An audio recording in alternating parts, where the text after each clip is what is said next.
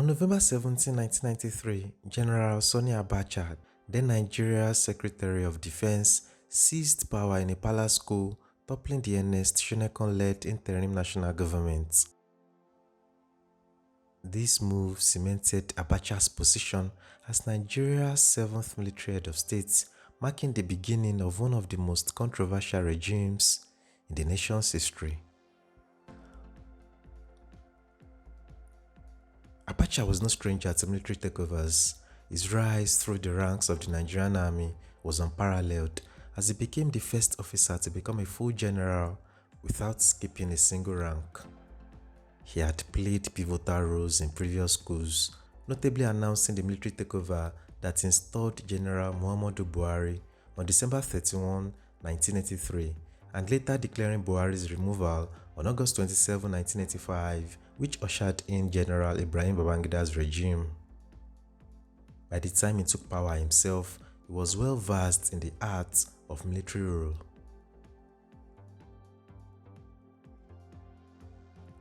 However, Abacha's regime was characterized by authoritarianism, widespread corruption, and grave human rights violations. His government cracked down on dissent, imprisoning or executing those who opposed his policies. One of the most infamous cases was the execution of the Ogoni 9 on November 10, 1995. Among them was the renowned playwright and environmental activist Ken Saro-Wiwa, who had founded the movement for the survival of the Ogoni people, MOSOP, to demand fairer distribution of oil revenues to the Ogoni. Convicted by a military tribunal for the alleged murder of 4 Ogoni chiefs, Saro-Wiwa and his fellow activists were sentenced to death and hanged, despite international outcry. Opposition to Abacha's rule also came from the National Democratic Coalition, NADECO, a group of pro-democracy activists advocating for the restoration of MKO Abiola's mandate. Abiola had won the June 12, 1993 presidential election in what was widely considered one of Nigeria's freest and fairest elections, only for the results to be annulled by General Babangida. Abacha responded with brutal repression, imprisoning or eliminating key opposition figures. One such victim was Kudirat Abiola, the wife of MKO Abiola, who was assassinated on June 4, 1996, allegedly on the orders of the regime. Another defining moment of Abacha's tenure was the arrest and trial of alleged coup plotters, including his own second-in-command, Lieutenant General Oladipo Odia, who was sentenced to death. Other high-profile figures, such as former head of state Olusegun Obasanjo and the former deputy Shehu Musa Yar'Adua, were sentenced to life imprisonment. Yar'Adua did not live to see his release, as he died in prison in 1997 under mysterious circumstances.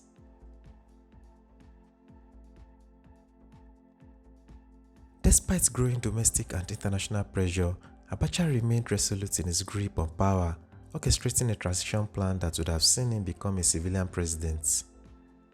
However, before his plan could materialize, his rule came to an abrupt and unexpected end. On June 8, 1998, General Sani Abacha was pronounced dead, reportedly after suffering a heart attack.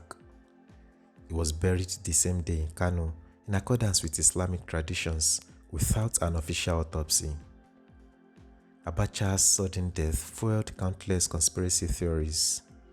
Some speculated that he had been poisoned, possibly by political rivals, while others claimed he had consumed an apple laced with poison in the company of sex workers. Despite the lack of conclusive evidence, the true cause of Abacha's death remains shrouded in mystery, leaving Nigerians to debate his final moments to this day. What is indisputable, however, is that the general's demise marked the beginning of Nigeria's return to democracy, setting the stage for a new chapter in the country's political history. But what really caused General Sani Abacha's death on June 8, 1998? Let's find out.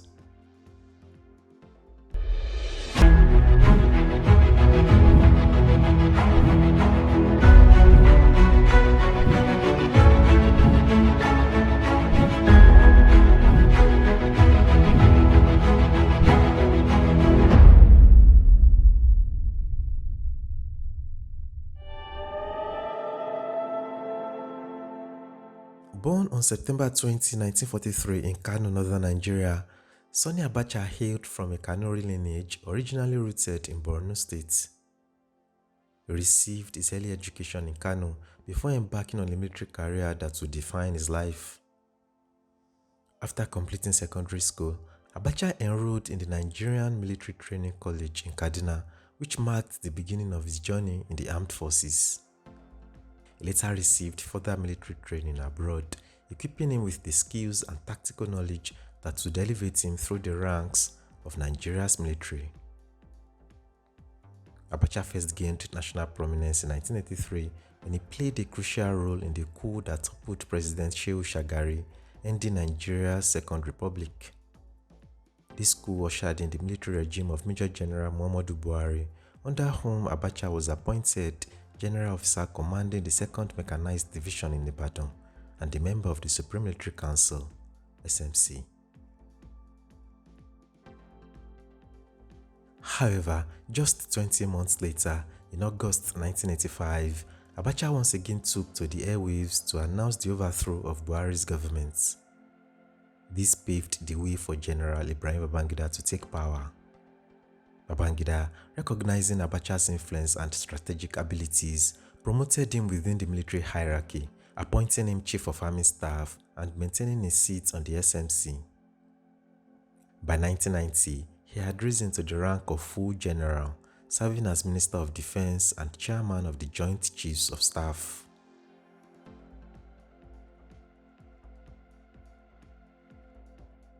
On November 17, 1993, Nigeria witnessed yet another dramatic political shift when General Abacha overthrew the interim national government led by Chief Ernest Shonekan. The following day, Abacha addressed the nation in his first broadcast as head of state, firmly positioning himself as Nigeria's new leader.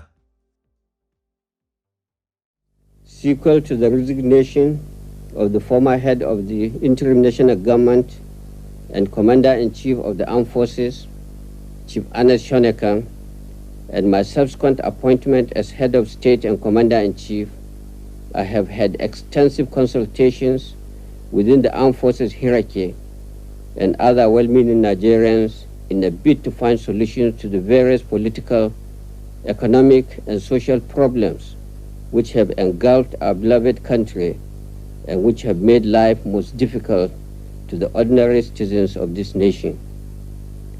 Chief Ernest Shonekan took over as head of state and Commander-in-Chief of the Nigerian Armed Forces at the most trying time in the history of our country. Politically, economically, and socially, there were lots of uncertainties. Things appeared bleak, and the atmosphere was heavy with uncertainties. However, driven by the belief in himself, his countrymen, and love for his country, he accepted to face the challenges of our time. I will therefore like to take this opportunity to pay tribute to him for his selfless service to the nation. He showed great courage at taking on the daunting task of heading the interim national government, even a greater courage to know when to leave. Many have expressed fears about the apparent return of the military. Many have talked about the concern of the international community. However, under the present circumstances, the survival of our beloved country is far above any other consideration. Nigeria is the only country we have. We must therefore solve our problems ourselves. We must lay a very solid foundation for the growth of true democracy. We should avoid any ad hoc or temporary solutions. The problems must be addressed firmly, objectively, decisively, and with all sincerity of purpose. Consequently, the following decisions come into immediate effect. The interim national government is hereby dissolved. The national and state assemblies are also dissolved. The state executive councils are dissolved, The brigade commanders are to take over from the governors in their states until administrators are appointed. Where there are no brigade commanders, the commissioners of police in the states are to take over. All local governments stand dissolved. The directors of personnel are to take over the administration of the local governments until administrators are appointed. The National Electoral Commission is hereby dissolved. All former secretaries to federal ministries are to hand over to their director generals until ministers are appointed. The two political parties are hereby dissolved. All processions, political meetings, and associations of any type in any part of the country are hereby banned. Any consultative committee, by whatever name called, is hereby proscribed. Decree 61 of 1993 is hereby abrogated. A provisional ruling council is hereby established. It will comprise the head of state, commander-in-chief of the armed forces of the Federal Republic of Nigeria as chairman, the chief of general staff as vice chairman, the honorable minister of defense, the chief of defense staff, service chiefs, the inspector general of police, the attorney general and minister of justice, the internal affairs minister, the foreign affairs minister, and the national security advisor. Legislative powers will reside in the council. States will be governed by civilian administrators to be appointed later. Also, a federal executive council will be put in place. Our security system will be enhanced to ensure that lives of citizens, property of individuals are protected and preserved. Drugs trafficking and other economic crimes such as 419 must be tackled and eliminated. On the current strikes throughout the nation, following the increase in the price of fuel, I appeal to all the trade unions to return to work immediately. We cannot afford further dislocation and destruction of our economy. On the closed media houses, government is hereby lifting the order of proscription with immediate effect. We, however, appeal to the media houses that in this spirit of national reconciliation, we should show more restraint and build a united and peaceful Nigeria. Fellow Nigerians, the events of the past month, starting from the annulment of the June 12 presidential election, culminating in the appointment of the former head of state, Chief Shoneka, are well known to you. The economic downturn has undoubtedly been aggravated by the ongoing political crisis. We require a well thought out and permanent solution to these problems if we are to emerge stronger from them. Consequently, a constitutional conference with full constituent powers will be established soon to determine the future constitutional structure of Nigeria. The Constitutional Conference will also recommend the method of forming parties, which will lead to the ultimate recognition of political parties formed by the people. While the conference is on, the reorganization and reform of the following major institutions will be carried out: the military, the police, the customs, the judiciary, NITEL, NNPC, NEPA, the banking industry, and our higher institutions of learning. This regime will be firm, humane, and decisive. We will not condone nor tolerate any act of indiscipline. Any attempt to test our will be decisively dealt with.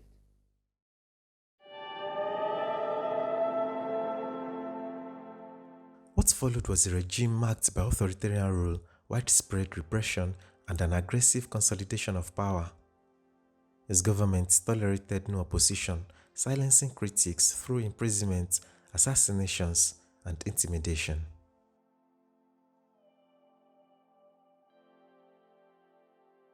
Despite ruling with an iron grip, Abacha faced mounting pressure to initiate political reforms.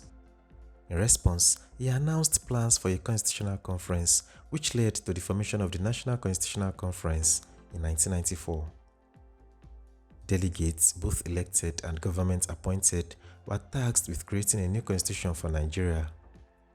Their proposals, including the establishment of 6 geopolitical zones and a 13% derivation formula for oil-producing states, were submitted to the regime a year later. However, many viewed the National Constitutional Conference as a mere facade designed to pave the way for Abacha's self-succession. Suspicions intensified when, in October 1995, he unveiled a 3-year transition program he maintained absolute control over. The program included the drafting of a new constitution, the establishment of an electoral body, and the eventual lifting of the ban on political parties. The National Electoral Commission of Nigeria (NECON) was formed to oversee this transition, registering only 5 political parties out of 15 applicants. All 5 parties eventually endorsed Abacha as their sole presidential candidate. This prompted the late Bola Ige to famously describe them as the 5 fingers of a leprous hand.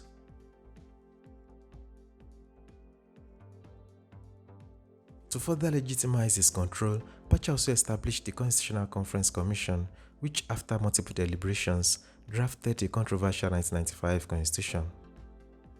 In 1996, he expanded Nigeria's administrative structure by creating 6 new states: Bayelsa, Ebonyi, Ekiti, Gombe, Nasarawa, and Zamfara, alongside 138 additional local government areas.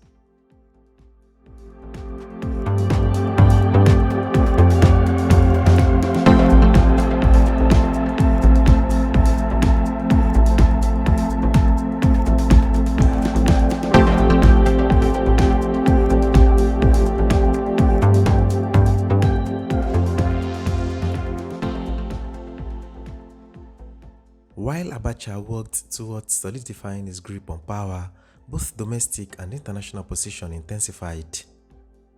The National Democratic Coalition (NADECO), formed to demand the reinstatement of MKO Abiola's annulled June 12, 1993 presidential election, became one of the most vocal opponents of the regime. Many of its key members faced imprisonment, exile, or assassination, including Abiola's wife, Kudirat Abiola, who was murdered on June 4, 1996.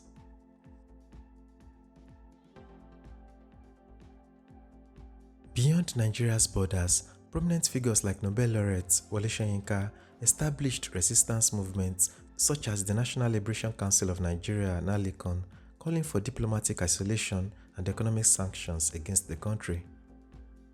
Meanwhile, in June 1995, a clandestine radio station, initially known as Radio Freedom and later renamed Radio Kudirat, began broadcasting from an undisclosed location, exposing government atrocities and rallying opposition against the Abacha dictatorship. Despite relentless efforts by the regime to locate and shut it down, the station persisted until January 1999. Abacha also faced resistance from organized labor. In 1994, the National Union of Petroleum and Gas Workers (NUPENG) and the Petroleum and Natural Gas Senior Staff Association of Nigeria (PENGASAN) launched a joint strike to demand the reinstatement of Abiola's stolen mandate. The strike severely impacted the economy, prompting the regime to disband the unions and imprison their leaders without trial. Similarly, the Academic Staff Union of Universities (ASU) embarked on a prolonged strike in 1996 over poor working conditions and inadequate university funding, but their pleas were ignored. As opposition grew, Abacha's regime resorted to extreme measures. Political assassinations became common, with bomb blasts rocking major cities, including Lagos, Ibadan, Kaduna, Kano, Port Harcourt, Ilorin, and Zaria. The regime blamed NADECO for these attacks, further justifying its crackdown on dissent. The press also suffered under Abacha's rule. Journalists who dared to challenge the government faced imprisonment, torture, or exile. freedom of expression was stifled, and Nigeria gained global notoriety as one of the worst violators of human rights.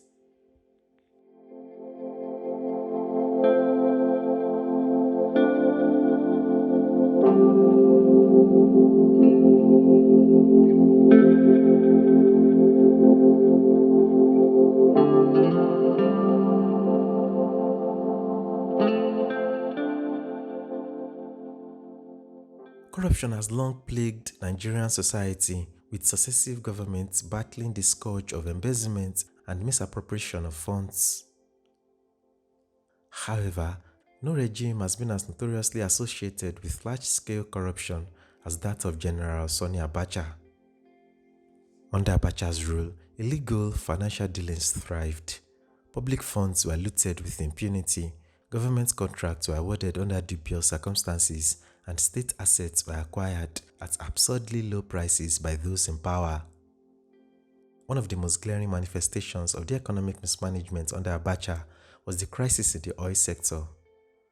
Frequent attacks on oil facilities and workers by aggrieved host communities, coupled with rampant vandalism of pipelines, led to chronic fuel shortages. These, in turn, resulted in widespread hoarding, black market profiteering, and the general increase in oil prices. The domino effect saw transportation costs skyrocket, pushing businesses into financial distress. In response, the government deployed a military task force in every state to oversee fuel distribution. However, rather than alleviating the crisis, these task forces became infamous for their brutality, frequently assaulting civilians while also engaging in illicit diversion of petroleum products. Abacha himself was widely accused of being the chief orchestrator of Nigeria's financial loss. While millions of Nigerians suffered under economic hardship and political repression, he and his allies allegedly siphoned billions into foreign accounts. Nearly 30 years after his death, Nigeria continues to recover funds stolen during his regime. Transparency International estimated that Abacha embezzled approximately $5 billion, a staggering sum that cemented his legacy as one of the world's most corrupt rulers. To this day, his name is synonymous with dictatorship, repression, and large-scale looting of public resources. Abacha was preparing to transition to civilian rule as an elected president when he died suddenly on Monday, June 8, 1998, after ruling Nigeria for 54 months. He was 54.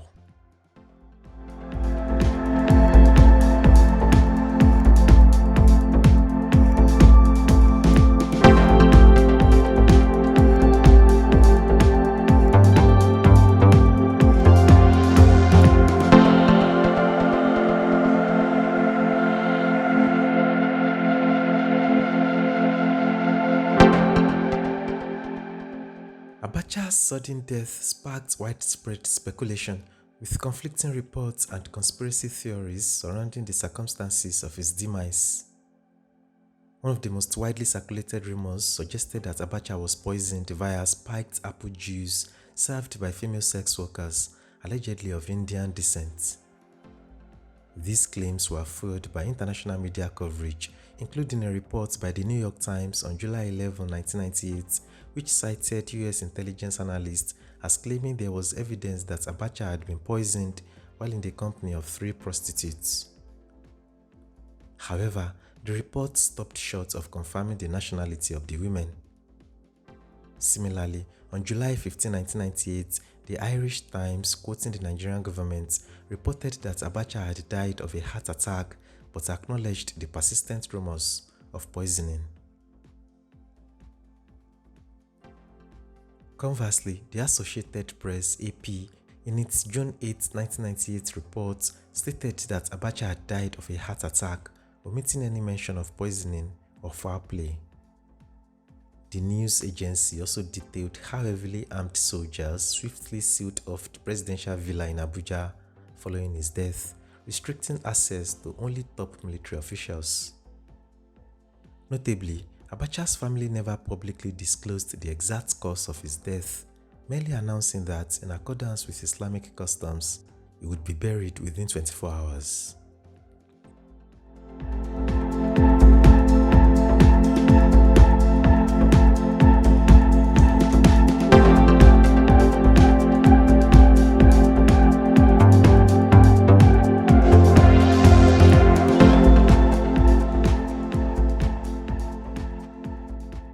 Among the most intriguing accounts came from Abacha's chief security officer, Major Hamza al-Mustafa, who dismissed the poisoning rumors. Instead, al-Mustafa suggested that Abacha was assassinated by Israeli operatives working in the company of Palestinian leader Yasser Arafat. According to al-Mustafa, Abacha's sudden health deterioration began on June 7, 1998, immediately after he shook hands with one of Arafat's security operatives at Nnamdi Azikiwe International Airport in Abuja. Al-Mustafa recalled that shortly after the handshake, Abacha's demeanor changed, prompting his aide-de-camp Lieutenant Colonel Abdallah to monitor him closely.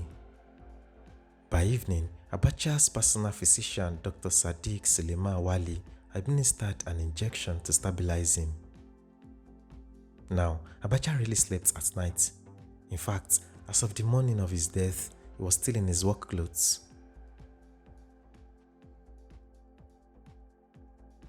At around 5 a.m. on June 8, 1998, al-Mustafa received an urgent call alerting him to Abacha's worsening condition. Rushing to his side, he found the head of state struggling to breathe. A distressed al-Mustafa immediately contacted Dr. Wali, who was discreetly escorted into the villa through a secret passage. Upon examination, Wali detected that Abacha was foaming at the mouth and rapidly losing body temperature. Desperate, he administered 2 injections, one directly into the heart and another near the neck, but there was no response. The general was dead.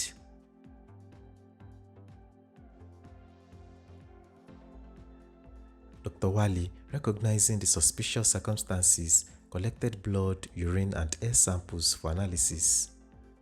This action subtly indicated that he too doubted that Abacha's death was natural. Years later, in a BBC interview aired on July 7, 2015, Wali reaffirmed al-Mustafa's testimony, stating that Abacha was in good health before his sudden collapse. The doctor also debunked the poisoned apple narrative, clarifying that he encountered no women at the villa when he arrived.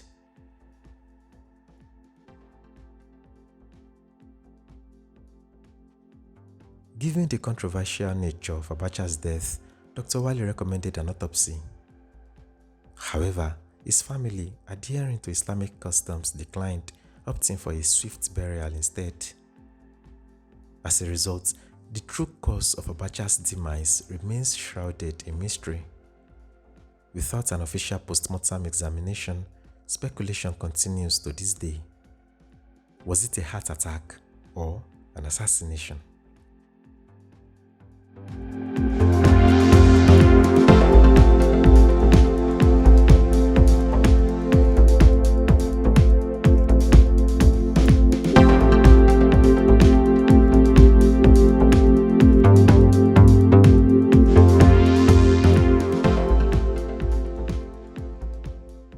On the same day, General Sani Abacha was laid to rest in Kano, his hometown in northwestern Nigeria.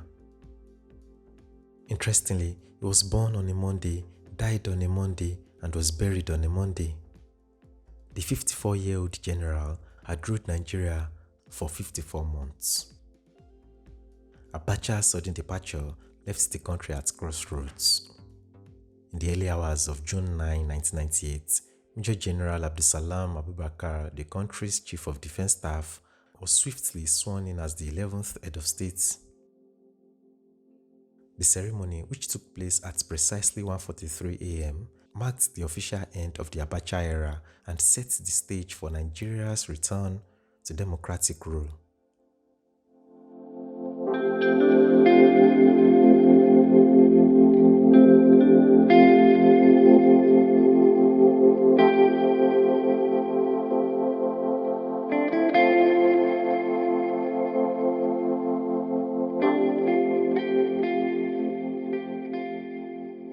However, This tale of political intrigue took another dramatic twist as just 30 days later, Abiola too died in unclear circumstances, just like Abacha, by foaming at the mouth. You can check out the full story in our next episode.